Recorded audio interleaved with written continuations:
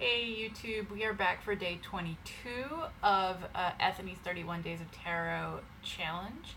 As always, I'll be putting the prompts in the description below, and you can search the hashtag to see what other YouTubers are saying about this topic.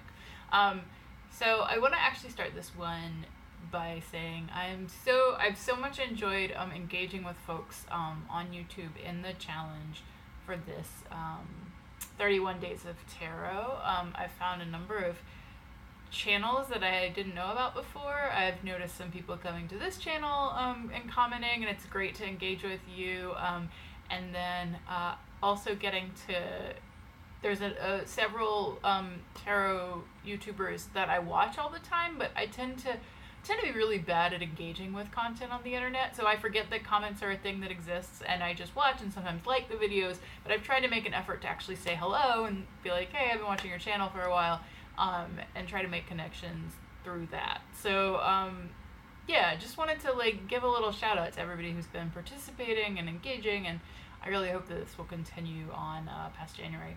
So for day 22, the question is, where is one place in the world that you would love to read the tarot and why? And this is actually a little tough for me because it's not something I've super thought about. I mean, my first instinct was what's a very spiritual place for me?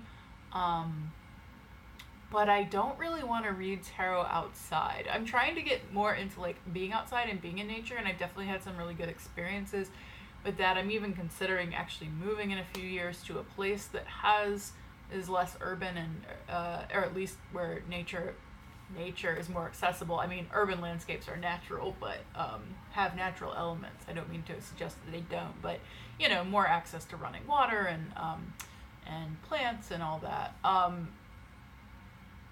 So I do want to engage more, but the idea of bringing my cards outside, where bugs can get on them, where they might blow away, where sand might get on them, where dirt can get on them, it just makes me feel a little weird. So, the only outdoor spot I could think of, maybe, but I don't think I'll ever go there again, there's a place called Cliffs of the Noose. I grew up in Raleigh, North Carolina, and there's if you live in Raleigh, Falls of Noose Road, there is actually a river called the Noose River, and there are actual falls of that noose. And wait, is it close to that? I think it's, wait a minute, no, it's part of Falls Lake. I think I got that completely wrong. Ignore me. I don't know the name of the actual place. I think it's actually part of Falls Lake. All I know is you go up Falls of Noose Road, or maybe Six Forks. You're never going to be able to find this place, so I try to describe it. But the point is, it was near a friend's house in middle school, and we used to go to this place. We would walk there from her house, and there's kind of a parking lot. It's like a scenic area where you can look out over the lake, but then if you go up one hill to the side of the parking lot, you could very dangerously scramble down these rocks and end up on this big wide flat rock next to the lake. So when I thought of a place outdoors where I might read tarot, that was the only place I could think of, because I was like, well, if it's not a windy day, your cards aren't going to fall in the water, then it's a flat rock, there's probably not too many insects on it, it's not, there's no dirt. So that was my first thought, and it was a very spiritual place for me. I mean, when I was about 12, 13, that was really a hard place for me. But I don't think it would be the same to go back, and so I don't know that I ever will.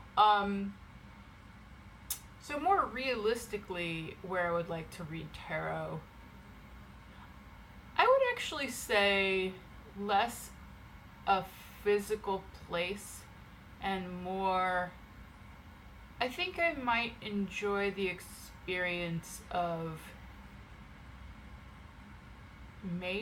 reading with others kind of live. So having a group of tarot people and doing readings for each other.